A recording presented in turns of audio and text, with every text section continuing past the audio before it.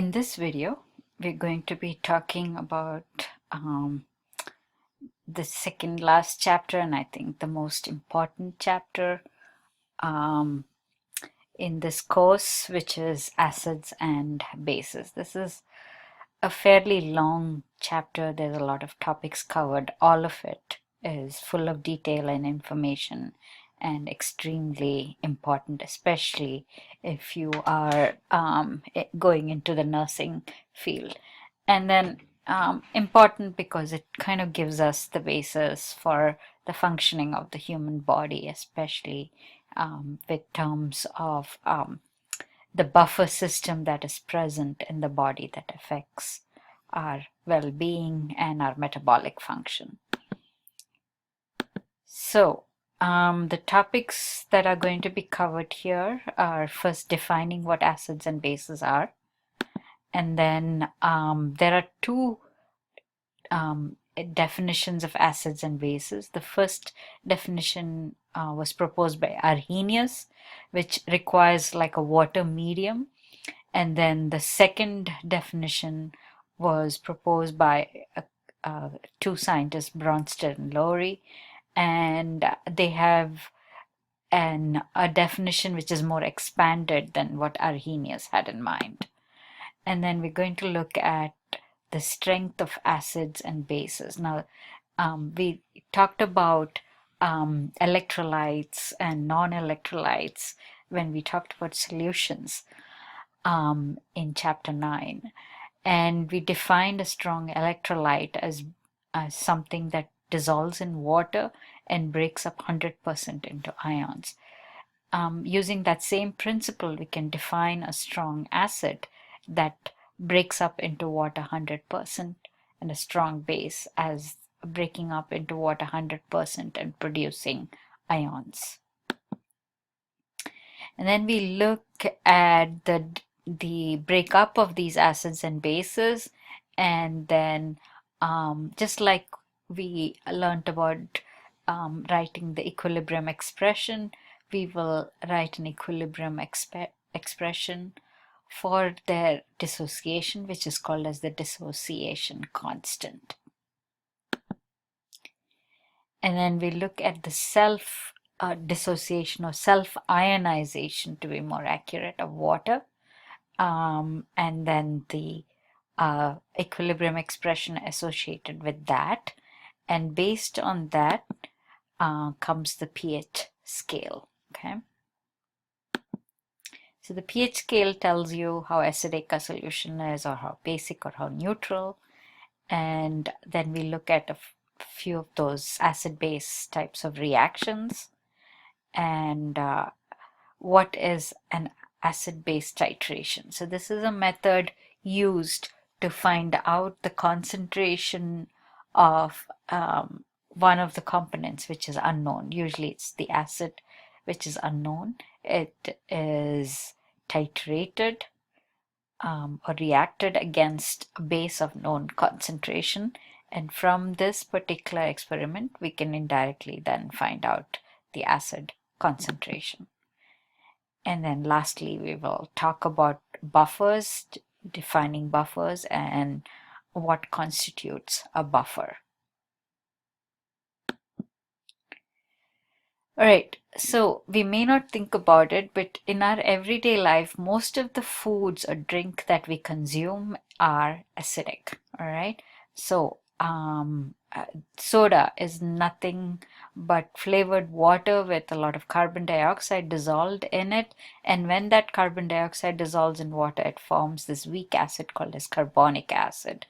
Another acid that is present again in a lot of the soft drinks, which give it that slightly sourish taste, is phosphoric acid.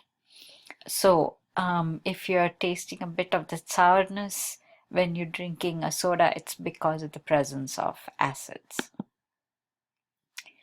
So according to Arrhenius, which was the initial definition proposed for acids, an acid is something that dissolves into the water and then it breaks up. Especially if it is strong, it breaks up 100% and it forms these kind of ions. It always forms an H plus or a hydrogen ion. So if you look at the hydrogen atom, it's got one proton and one electron. Suppose you remove that electron, all you're left is the proton. And that's basically what the hydrogen ion is. The H plus is just the proton, okay? So, in HCl, for example, the H plus, the hydrogen ion comes off, leaving that shared pair of electrons on chlorine, all right? So chlorine now is chloride with a negative charge. Both are very soluble in water, and hence you see the subscript AQ, okay? Now, as you can see, this breaks up 100%, all right? And so a lot of ions are formed, and therefore a strong acid like HCl is an electrolyte because they're producing ions in water, okay? And yes, this will give a positive light bulb reaction if you were to stick a couple of electrodes connected to the light bulb in such a solution. Acids, as I mentioned, have that sourish taste. Again, the main way to determine whether a solution is acidic is to use an indicator, and in this case, an indicator applied to a strip of paper, and that's called as litmus. All right. So if that litmus color turns red, it shows that the solution is acidic. Another test for acids is that acids eat away, they corrode metals, they dissolve metals.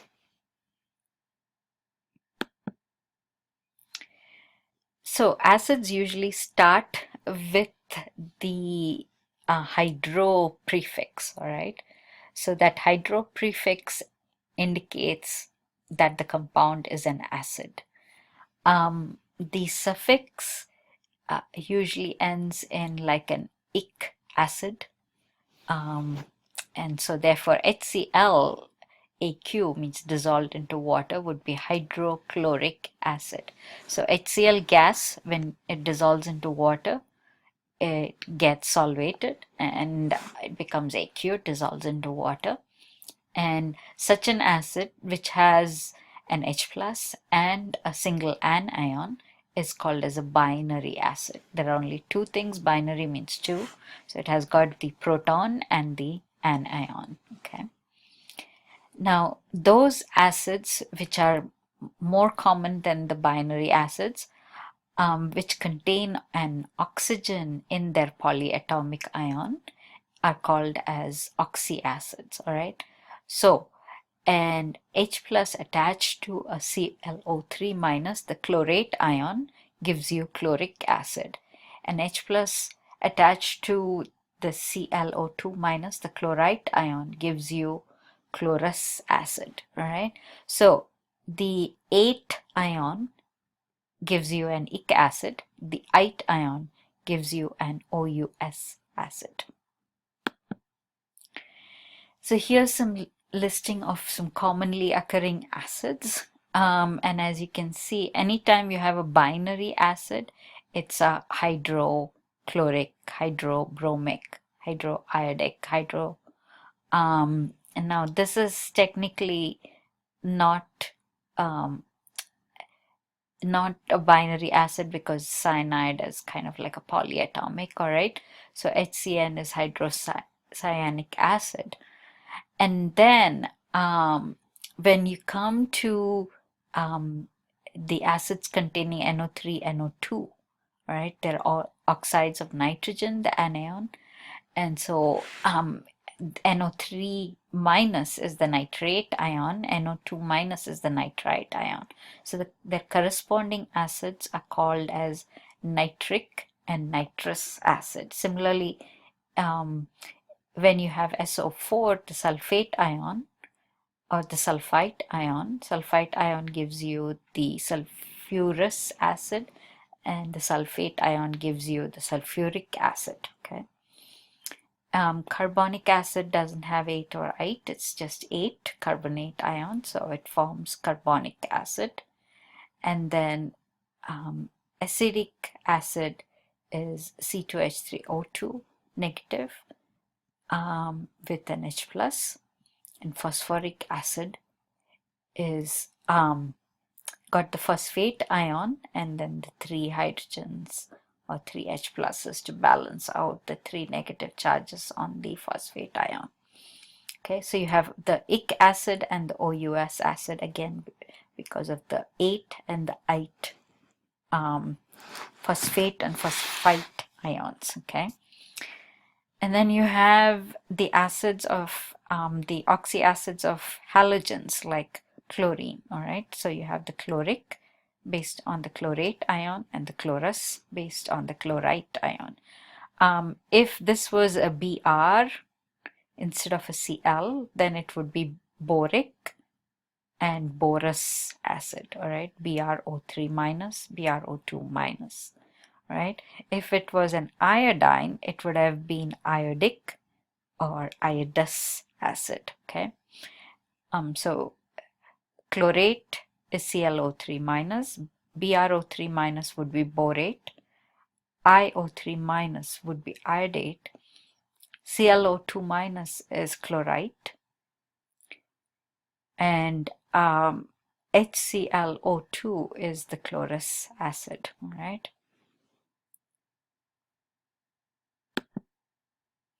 So it says here, in the study check, select the correct name for each of the following. HBr, that's binary, so it has to always start with the prefix hydro. So this is the only thing that fits, hydrobromic acid. Okay.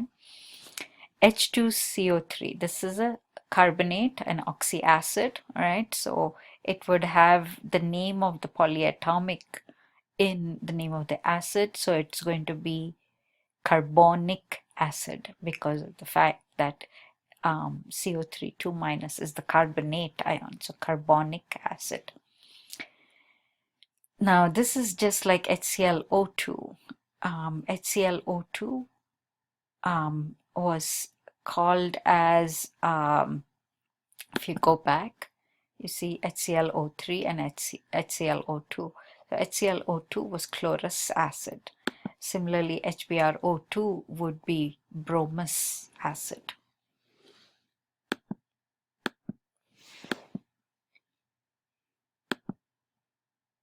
Arrhenius bases have been defined as those compounds which contain the hydroxide ion. So they're ionic compounds containing hydroxide ion, but these compounds are quite soluble in water and they break up and produce the hydroxide ions in water. So the generation of the hydroxide ion in water by the dissolution of some ionic compound, a hydroxide compound.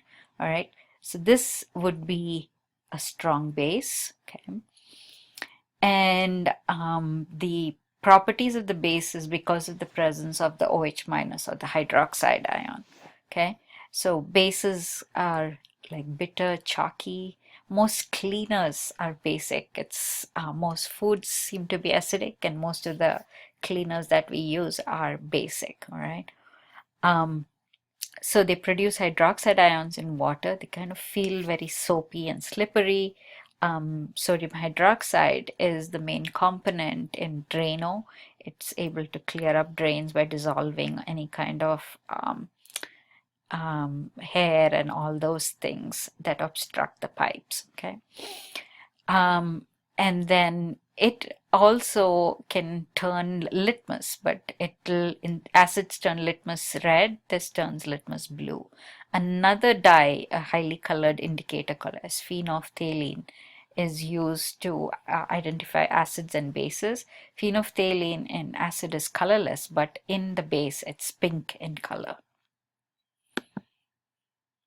So naming of the base is pretty simple.